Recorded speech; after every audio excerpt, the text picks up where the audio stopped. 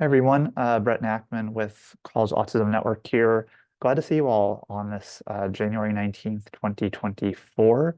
This is our first Canvas meeting for the new year, and we have a lot of great presentations in store over the coming months. This is our first one of the year, and if you haven't joined us for Canvas before, welcome. This is a really wonderful space where we unite scholars, practitioners, self-advocates, community members and others who are all committed to issues around autism and post-secondary education. Most of our time today will be focused on a presentation on autism and autism, LGBTQIA+, and mental health care experiences. We'll get to that in just a few moments. We do have a few updates that we want to offer, per always, here at CAN. One is that we highly encourage you to check out and be signed up for our listserv. That's how you're going to find out about our subsequent meetings and when they're recorded, and also often exchange of resources. At times we see folks put out questions that they may have about others, for others in the field. Sometimes it's a means to recruit participants for studies. So Canvas is just a great place to be a part of. So you can see a hyperlink to that in our meeting agenda, which I will drop in the chat once again, should you need it. Also, we want to encourage you to, if you're so inclined, to be an official College Autism Network member. There are a number of different benefits afforded to CAN members, including attending discounts to our College Autism Summit each fall. So some good things related to that. And I also want to acknowledge our Executive Director, Lee Williams, is here. And Lee, I'm not sure if you have any greetings or things to share with our community, but I'll turn the floor over to you for a sec. Did I miss the birthday greetings? I did miss them. I didn't miss them. You didn't say it. Happy birthday, Brett. Oh, thank you. What a way to celebrate some of your closest friends. Exactly. It's a great way to spend the day. Right. Hi, everybody. It's great to see you. Happy 2024. I am really pleased to announce that our new website is now up and running. So if you visit the CAN website, you'll hopefully notice a real improvement and upgrade in our site. And Brett mentioned memberships. One of the things that we're really excited about with this website is the ease with which you can access information, including your own membership info. If you are going to be renewing soon, I encourage you to wait a week or so. We're going to launch about a 2-week window of renewal and new membership with a 10% discount on membership costs. So just wanted to let you know that. The summit will be announcing the dates and location in probably the next week or so, and we'll do that via email to our mailing list. We'll put it in the newsletter when it comes out in February, and it'll be on our website. So stay tuned for that. And the last thing that I want to mention, I'll just put this in the chat. We have a webinar coming up on January 29th, different students, distinct programs, college autism support programs for enrolled students compared with post-secondary programs for students with intellectual disability. It's our longest webinar title in history, but we had to fit it all in. But this is a webinar about looking at two different types of programs that are really proliferating on college campuses, and this is free for CAN members. If you want to join us, please go to that site and register yourself. If you're not a CAN member, this is a great time to become one. Or otherwise it's $50, but that's on January 29th at 3 p.m. Eastern time. Thanks, Brett. All right, thanks, Lee. Yeah, it's nice to have an even more enhanced infrastructure for our website, which is great, and all of that. At this point, I realized that I skipped a very important thing at the beginning of the meeting, and that's our traditional icebreaker activity for folks to share their thoughts about something. And given that's the start of a new year, perhaps we have some resolutions in store. Maybe they're related to our autism-related work. Maybe it's personal. Maybe it's professional. Maybe it's a mix of all of that. I'm going to encourage folks in the chat to drop in what their New Year's resolutions are. And we'll see what some examples entail.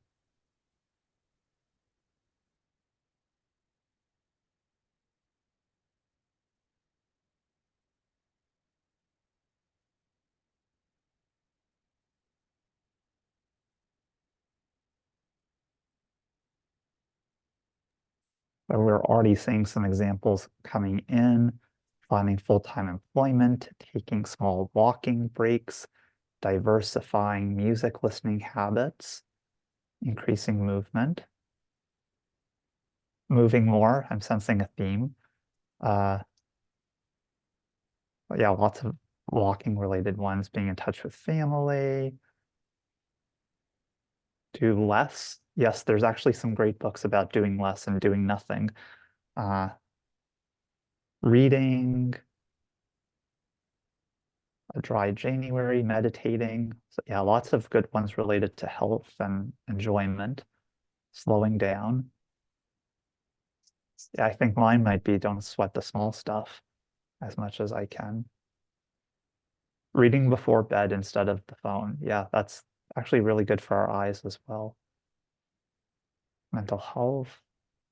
Great. I think we have some good ones in store. So I think we just need to check back in a few months and see how we're doing on all these fronts. Hopefully everybody's making good strides towards those resolutions. One additional thing that we'll do prior to our main presentation, as we often do, is where we give everybody a chance to share resources, share announcements, share questions with the larger community. If you've read an interesting article lately, come across a cool resource, have something that you think would be beneficial for the wider community to share, this is a good few minutes to do that while we have a bunch of folks joining us today. Would anybody like to share anything that they've been up to or come across recently that might be relevant as it pertains to autism and higher education?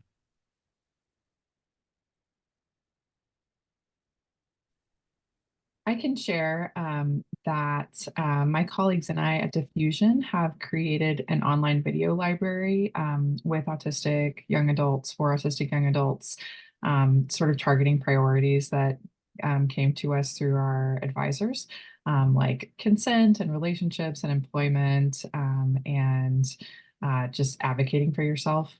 And we are going to be launching an RCT of that video library soon. And I was just looking at some of the videos. They hired autistic actors to play the roles, and had a lot of like script review. And so I think it's going to be a really cool resource. And I wanted to share that with folks because I'm sure I'll be singing around to some of you pretty soon. So I'll see if I can find a link.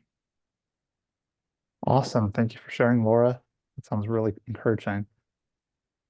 What else do folks have in store?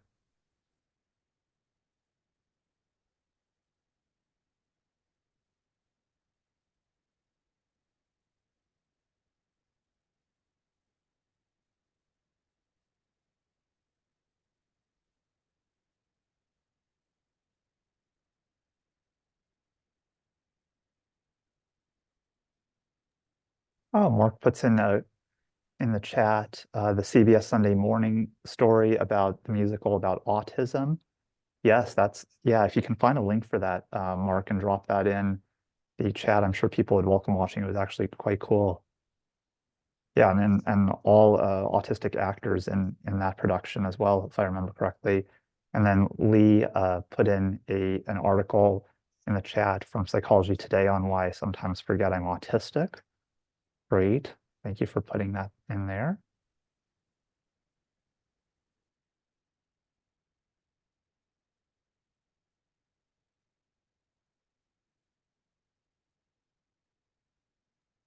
Anything else folks would like to mention?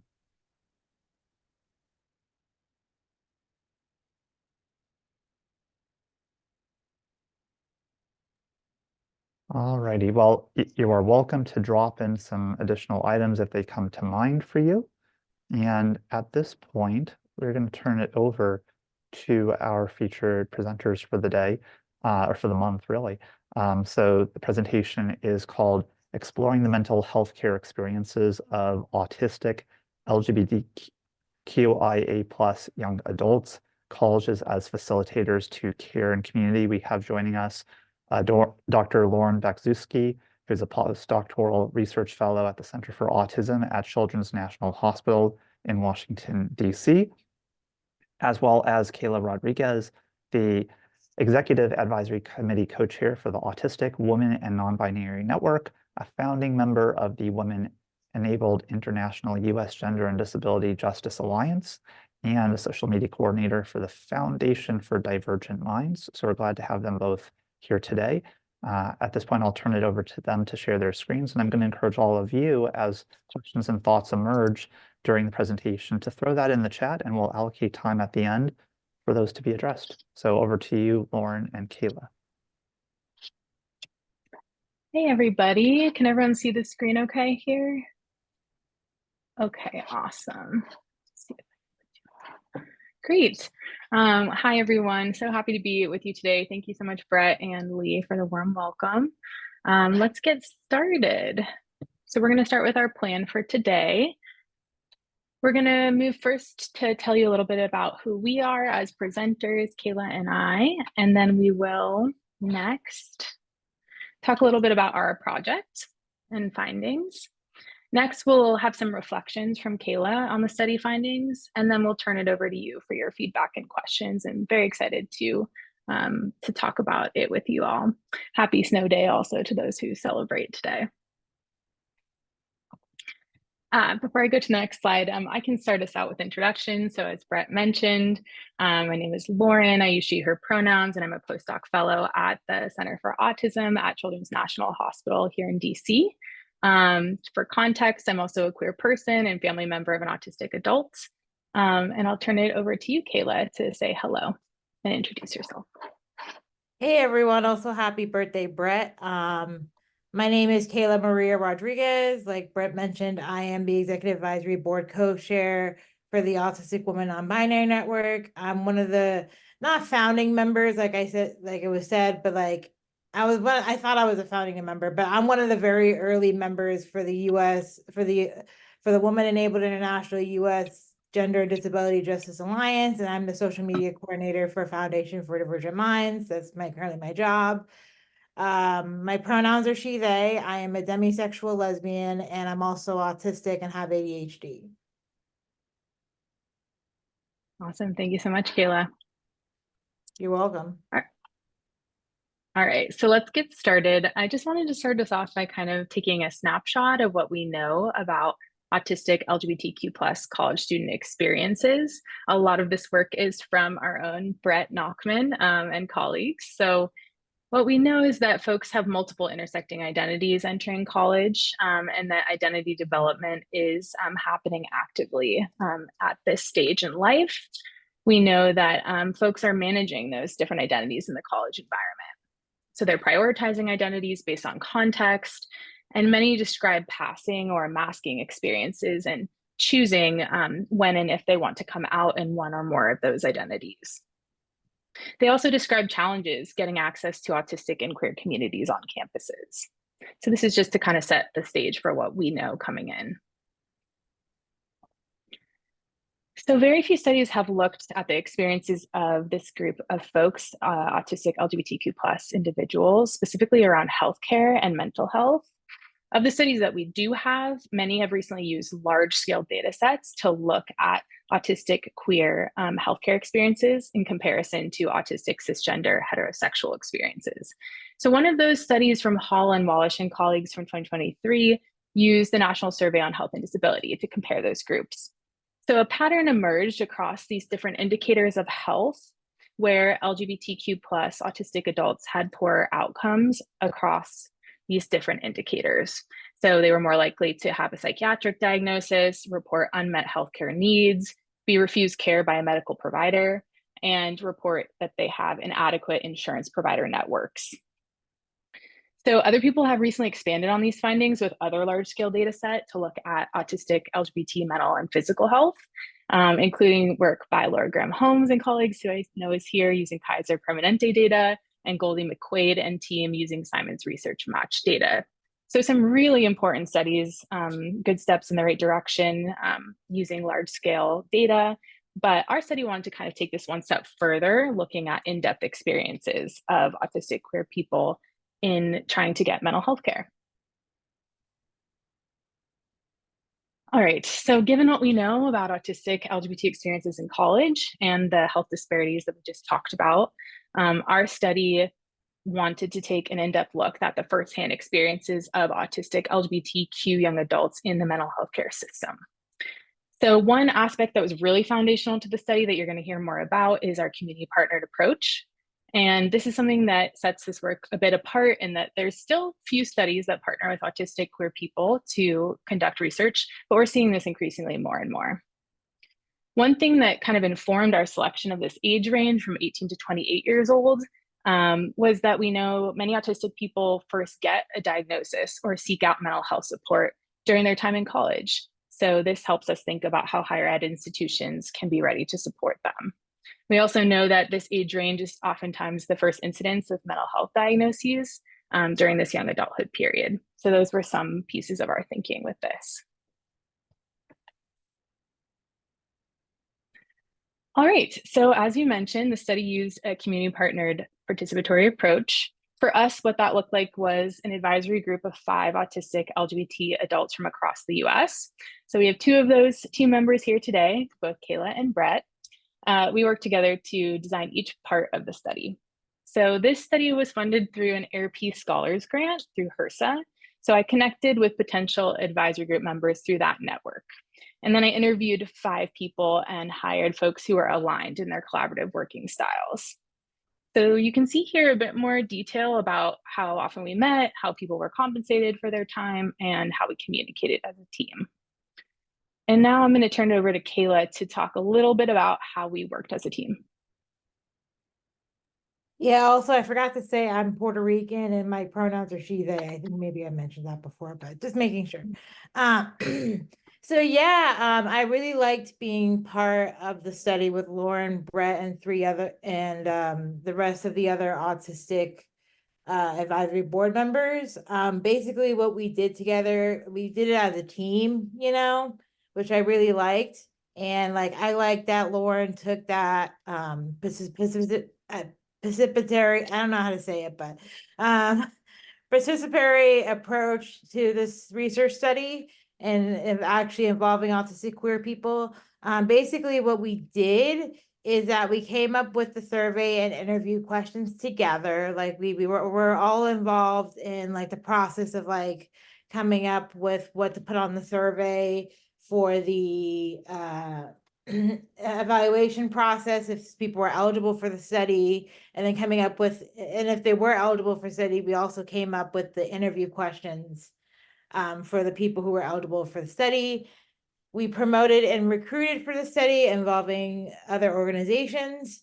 We will get to that in a little bit. And then after we got all the interviews done, well, Lauren did all the interviews, but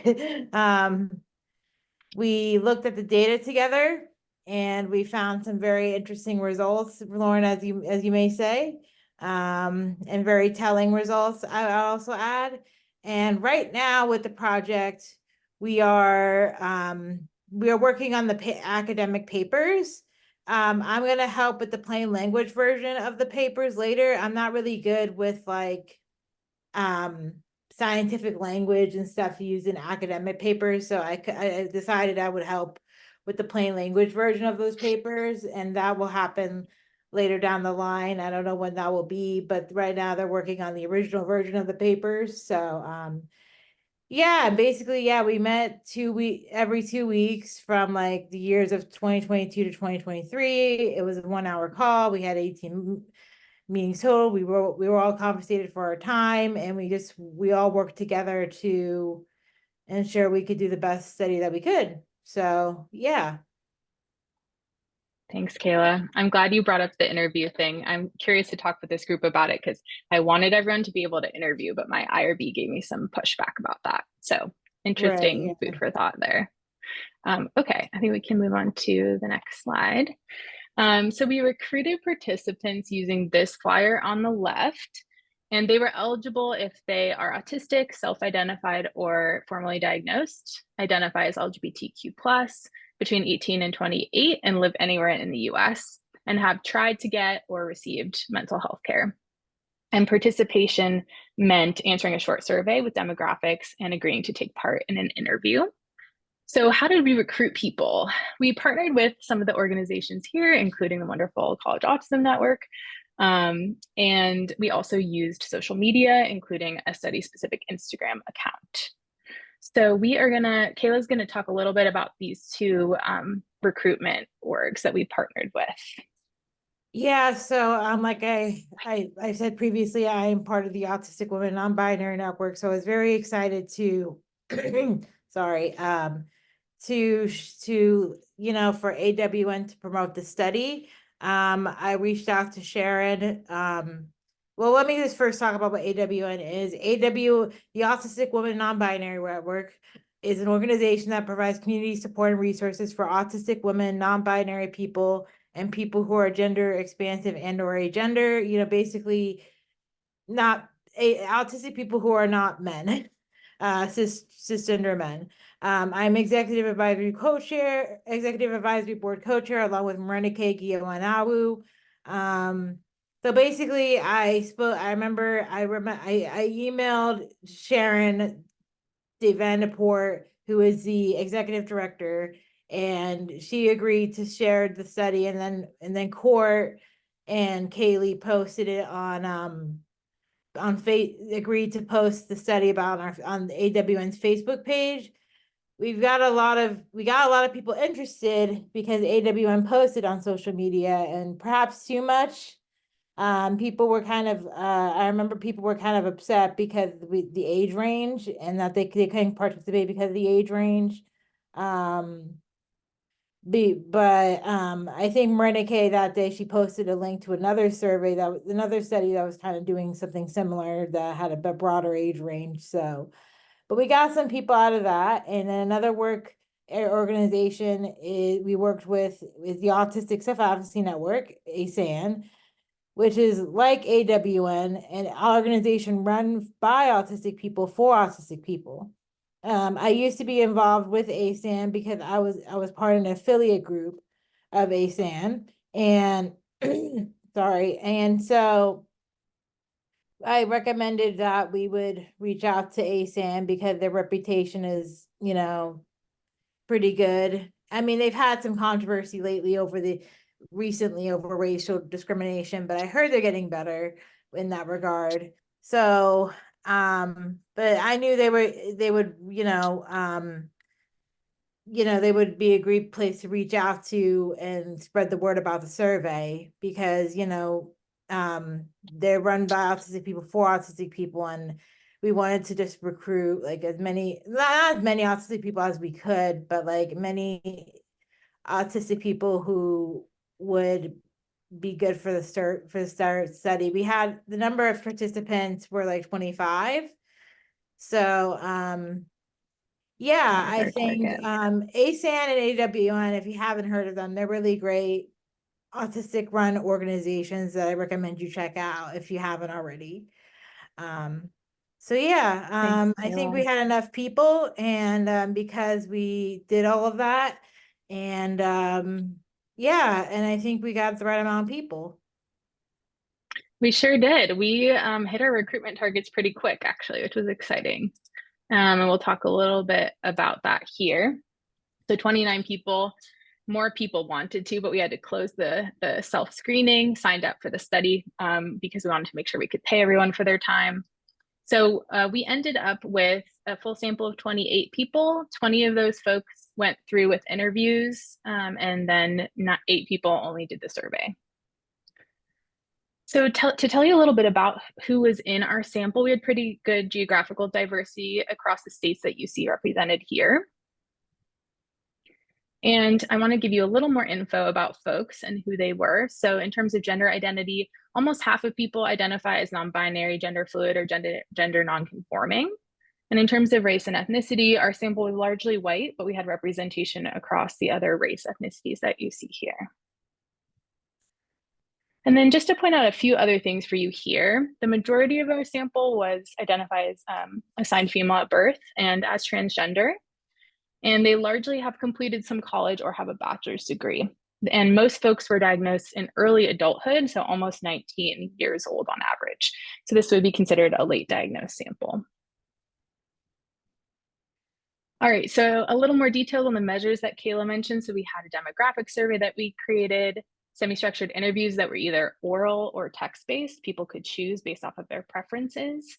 And majority of folks completed Zoom video interviews, and 3 people did the text-based interviews, which were written on an encrypted chat-based platform. WhatsApp was the platform that we used. And then this is the interview framework. Those just across 3 different parts that you can see here. On average, they were about 2 hours long. And at the start of each interview, I disclosed my positionality as a queer person and family member of an autistic adult. And we talked a lot about the community partnered approach of the study. We also encourage folks to take breaks throughout the interview and use a visual aid to support. And that approach was created with myself and the advisory group.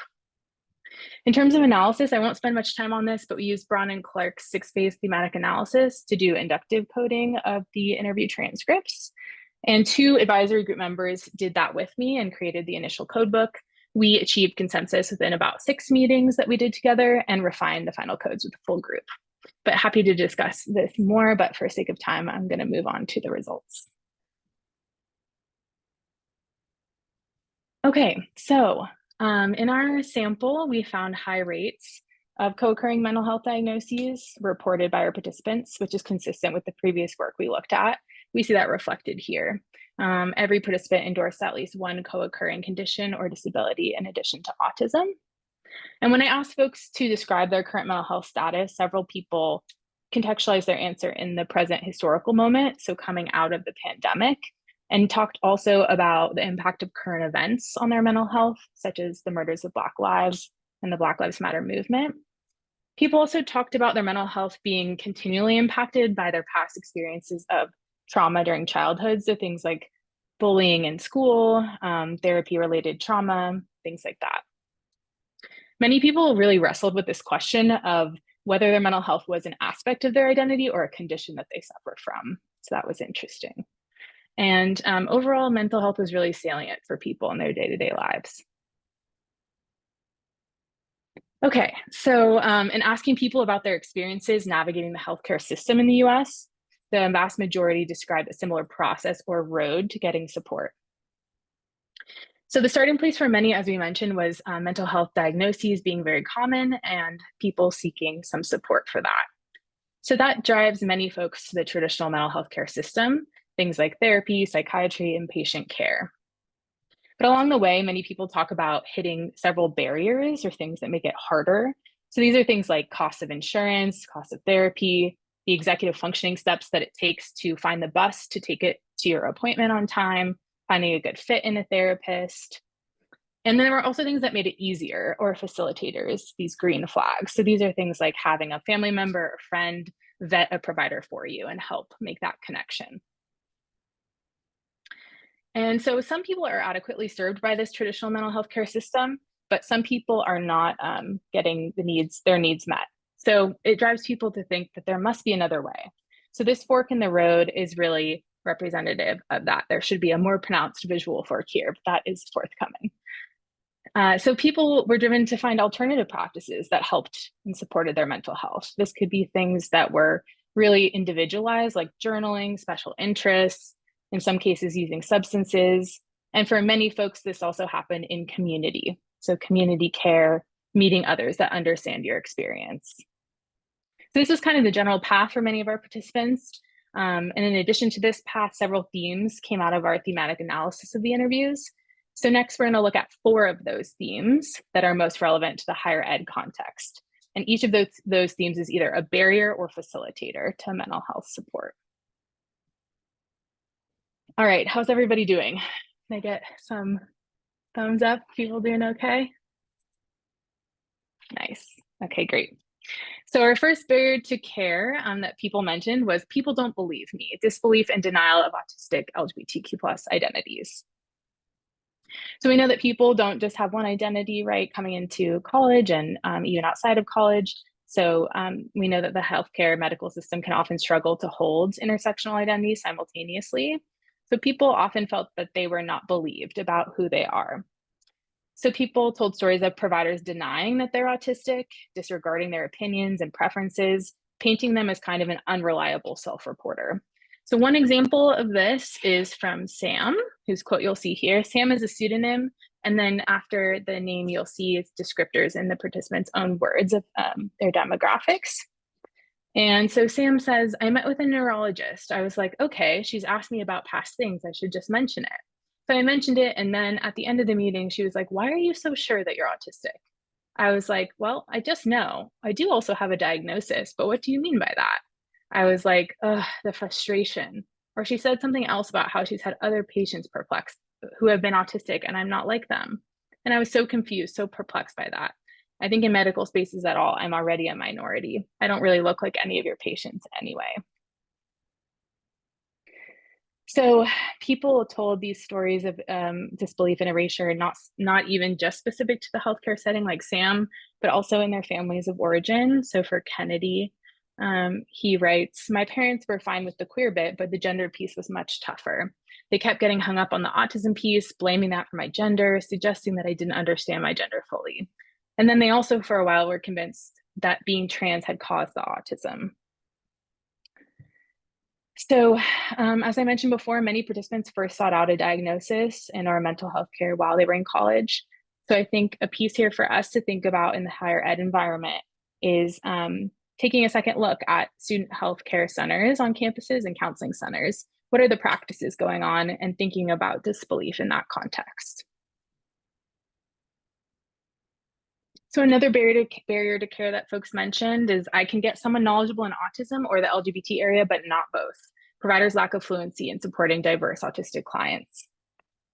So along the same lines, many participants felt that they had to pick and choose when it comes to a therapist. It's just not possible to find someone who is skilled in supporting both their autism and queerness. So some providers even explicitly decline taking autistic clients due to a lack of training. And this was the case for Ileana, who says, when I first moved back to the city after college, I tried to find a therapist. It was incredibly difficult to find anyone who was even open to working with an autistic adult. I had multiple therapists write back and just say, no, I'm not comfortable. It's not my area of expertise. And that was really hard. So overall, participants really talked about having to educate their providers on who they are. So what did it mean to them then to feel like they had a therapist or provider be fluent in supporting autistic and queer identities? For them, people described wanting to have their special interests incorporated into the therapeutic space, having a sensory-friendly environment, doing the work to self-educate, having their provider acknowledge the systemic oppression that they face day to day. And they want really open communication and expectations set up front. What will happen if the provider says something that they feel uncomfortable with? What is the plan for that? So in the college context, I question, what training do mental health counselors on your campus receive? Do they get training on supporting intersectional disableds and or autistic identities? So some food for thought there. And just as there were barriers to care, they also had facilitators that came out in our themes, things that made it easier for participants. A major one that came up repeatedly was accessing care through systems that participants are already a part of. For example, the college campus healthcare system or a local LGBT center. So Aiden here describes getting his autism diagnosis through his school.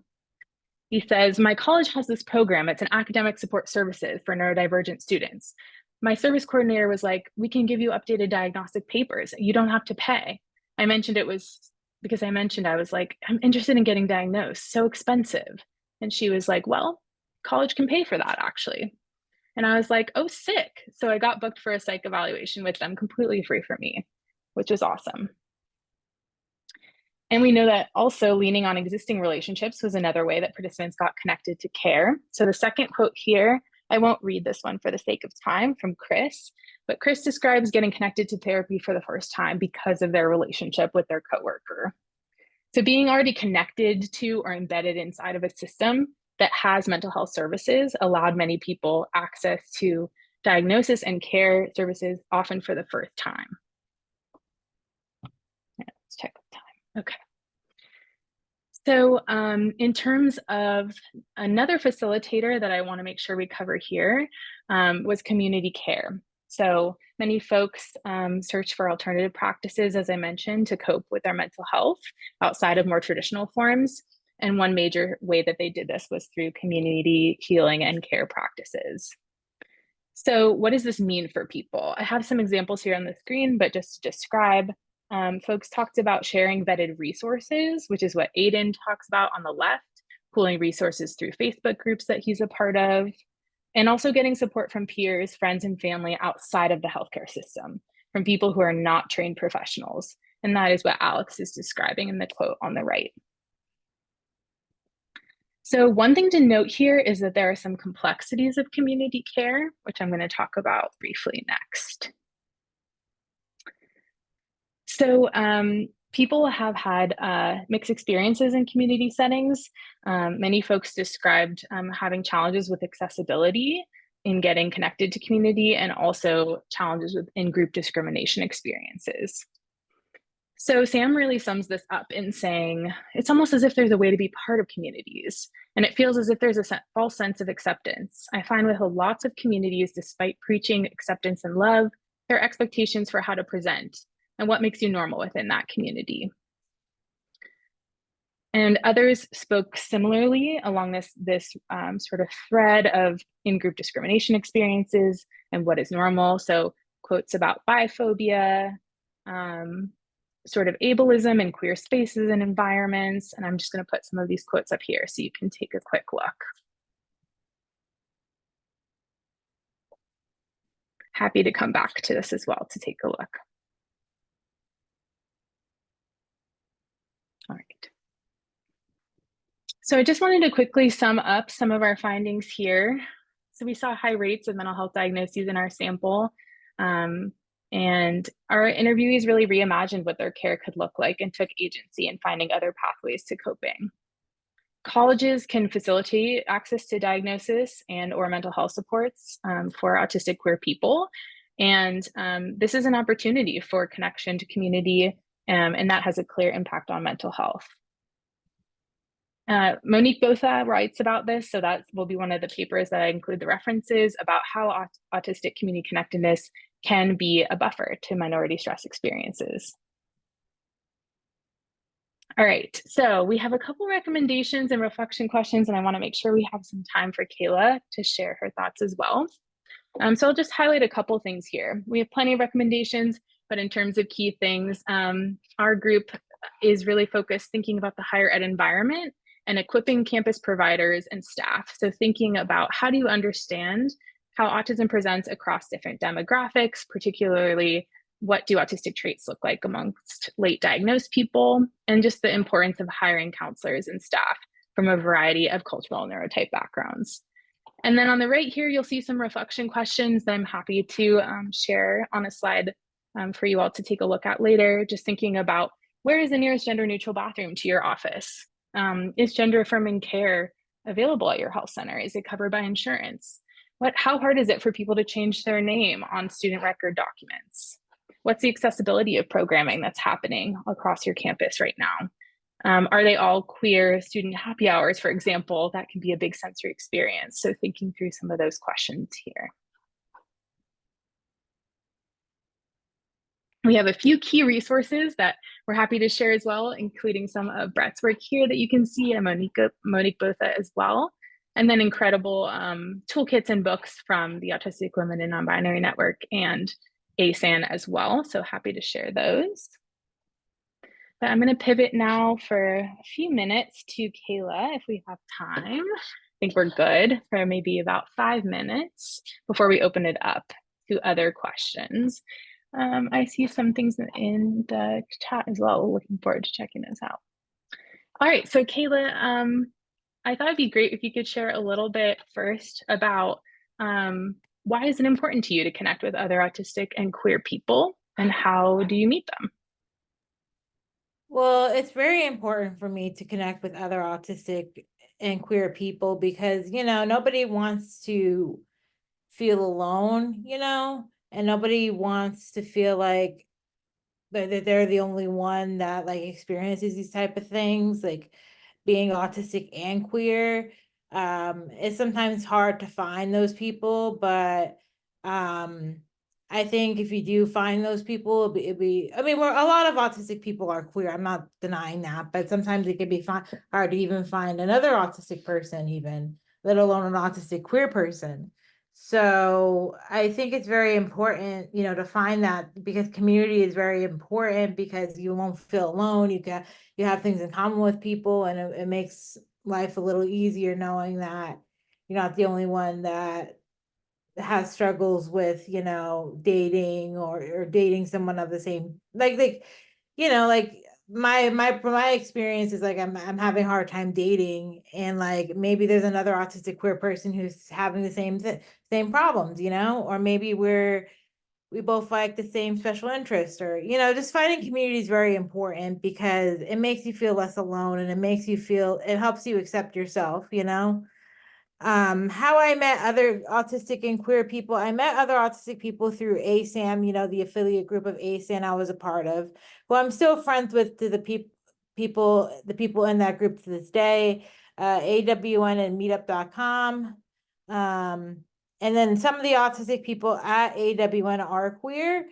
I personally barely know any autistic queer people in my area, but I know some from AWN that are also queer and autistic, because AWN is run by autistic people. And so is Foundation for Divergent Minds, and so is ASAN. And you know, the ASAN affiliate group, even though they're not really an affiliate group like right now, they're still hosting socials and stuff. And I've been their friends with the autistic people there for many years now. So, you know, we share a camaraderie that we're both autistic, and but I would like to meet more autistic queer people. It's just sometimes it's hard to find, but I like that the people from AWN, some of them are queer. So does that answer the question? Yeah, I think that's great. That's great to hear your reflections. I know we only have a couple minutes before opening it up, but do you want to say a few things about your experiences trying to find mental health therapists who understand autistic and queer identities? Well, yeah, it's hard it's hard because like my current therapist and psychiatrist, like they don't specialize in autism, and I wish they did, because it would make things like much better. And I don't know if they specialize in LGBTQIA plus either. I'm actually considering trying to change them, because I feel like I need somebody who understands like autism and how it affects like my trauma, for example, and how it affects my mental health, and how being autistic and queer like affects my life, you know. It's not that they don't understand it, but like it's more like they don't specialize it or have the expertise. So I would recommend, for those who want to find it, like search on like Psychology Today, and like search either therapists or psychiatrists whose like expertise or specialties is like autism and LGBTQ plus, and in my case trauma. So I want to, you know, because I think autism does affect the way how like I deal with my trauma, and like how if it does affect how the way I deal with my mental health and stuff. Yeah. So I'm hoping, you know, it's not that I don't like my therapist, my current therapist and psychiatrist. I just wish they knew more about autism. I wish every doctor, every provider knew more about autism and LGBTQIA plus identities, you know? Hmm. I think that's so well said. Um, I also want to get your take on this last question here for this audience of folks in particular. Do you want to talk a little bit about your experience in trying college and why you decided to stop, and if there's anything that might have helped support you in that space? Well, yeah, I never really was a college person. I never really wanted to go to college. I think I wish I had a better plan coming out of high school about what I wanted to do. And like, I think because of the trouble I went through in school, they just wanted me out of there. And they didn't really come up with a plan of what I wanted to do after high school. So I felt like I had to try college, and I did try college. And unfortunately, I had to after one semester, I dropped out because I was stressed out by the amount of reading work I had to do, and I was only taking one class, and I was stressed out by the amount of work. And I also have OCD, and at the time, and to this day, I still struggle with reading OCD, which basically means that OCD makes reading harder. It's not that I can't read; it's just like it makes it harder. And so I had to do a lot of reading, and that was stressing me out. And it was a very stressful experience, and so I feel like I had to drop out. And it's something that would have helped me, would have helped support me in college if like maybe something like, you know, what the College Autism Network is doing, and also like IPSI programs. I don't know if you guys know of it. It's called Inclusive Post-Secondary Education Programs. I live in Georgia, so like the closest one near me is in the IPSI program at Georgia State University. The college I went to didn't have an IPSI program. Maybe if they did, I would have maybe I would have been more successful in college and actually tried it a bit, because I would have gotten more support. I don't know if IPSI I don't know if IPSI accepts autistic people. I'm not sure, but if they did accept autistic people, I am pretty sure that I would have dealt with college better if if there was an IPSI program at the college I went to.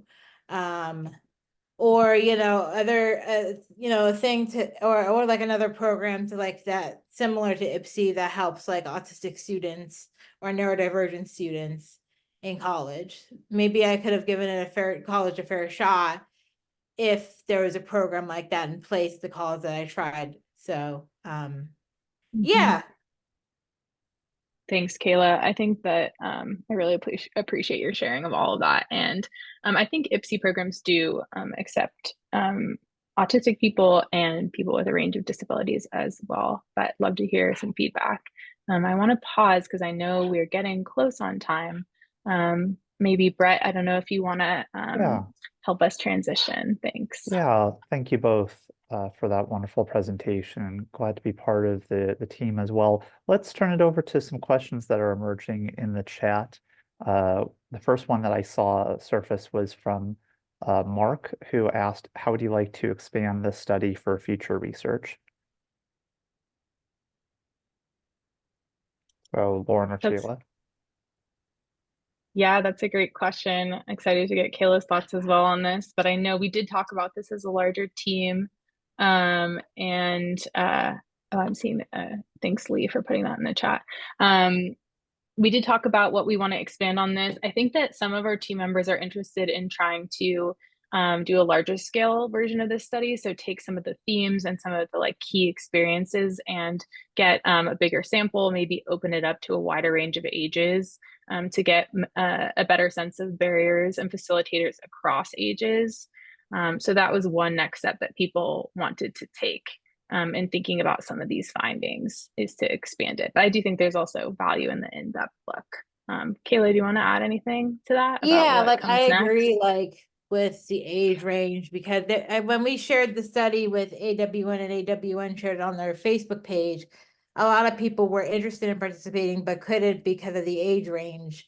But I would love to see like this study like it be for, you know, for kids, and like, you know, for kids and like, and for older people, you know, and even those who aren't attending college. Like I think this would be great. And also like I also want to see research about like autism and trauma. That's always something I want to see research, because that's something I'm currently struggling with my mental health right now, is like trauma. And I never see any studies about like how autistic people deal with trauma, and I would love to see like a study about that. Maybe it would help me go through my own trauma, but like, yeah, like expanding like the age range, like, you know, because kids like experience mental health problems too. When, you know, I was first experiencing mental health problems when I was in middle school.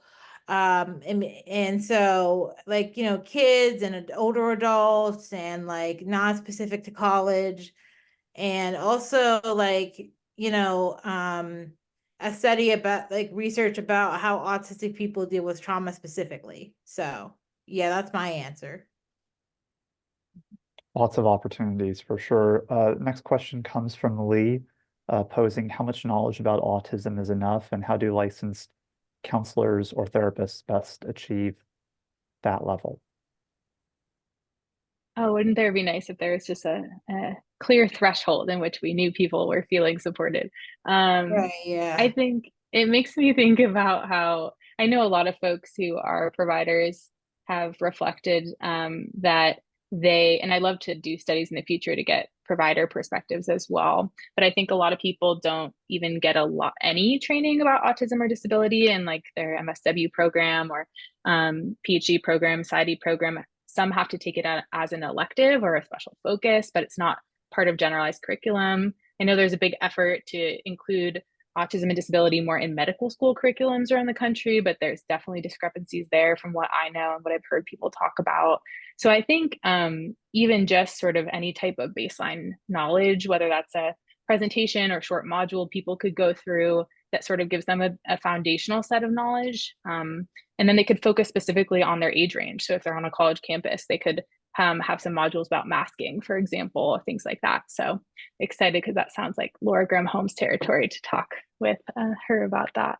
Kayla, do you want to add anything about your Yeah, thoughts? it's just that because like the bar is so low, you know, for knowledge about like most people, like a lot of therapists, they don't even have knowledge about autism. Like for example, like my therapist and psychiatrist, they don't specialize in autism, so any knowledge would be enough. But like really, like knowledge. I mean, not any knowledge would be enough, but that would be a good place to start. And basically, like how autism intersects with so many different things, and a knowledge about how autism intersects with those so many different things, and like that autistic people are queer, and just about like special interests, for example, or sensory overload, or just the stuff that autistic people like and dislike, and what we have to deal with living in a world that doesn't accept or accommodate us. So yeah, I mean, just since the bar is so low, I feel like any knowledge is appreciated, but obviously there would be a lot that I wish they would know too, but even having a little bit of knowledge, I feel like it's better than nothing, but they could still, do better. They could still like learn way more, about it. So yeah. We probably have Thank you for the thing in the chat. Probably have time for one more question. This last one comes from Lori, who poses, did you see a difference in experiences between early diagnosed versus late diagnosed participants? Um, I think It's a great question. I think it's best for Lauren to answer, right? Sure, yeah, and you can comment as well if you'd like, Kayla, based off of your thoughts. But I think that's a great idea for us to look at that. I think there's different lenses we could take in looking through the interview data, and I would be excited to see if we could sort of tease out some differences in experiences between people who got their diagnosis earlier versus in adulthood. Um, there's nothing that stands out to me in particular right now, but I would be interested to see because I do think masking was something that came up a lot, and so I'm curious about that. We did also have a lot of people talk about just diverse experiences getting diagnosed, so folks just talking about how their intersectional identities really impacted that process too. So people saying, I think a quote that's like sticks in my head is if I were a white boy growing up in the US, it would have looked different for me to get a diagnosis earlier. So I think there's a lot of richness in this data set and excited to tease it apart a little bit more. Yeah, like I agree because like unlike a lot of like autistic women or autistic people of other genders, I actually knew I was autistic from an early age, and most people are later diagnosed. So I do see the difference in like my personal life from the people I know.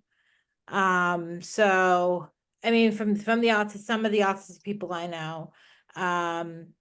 So I think, what was the question again? I'm sorry. But yeah, I do see a difference because I knew right away. I knew from early age, and like the people who are late just getting diagnosed like only a couple years ago and they're already reaching adulthood, they have to adjust.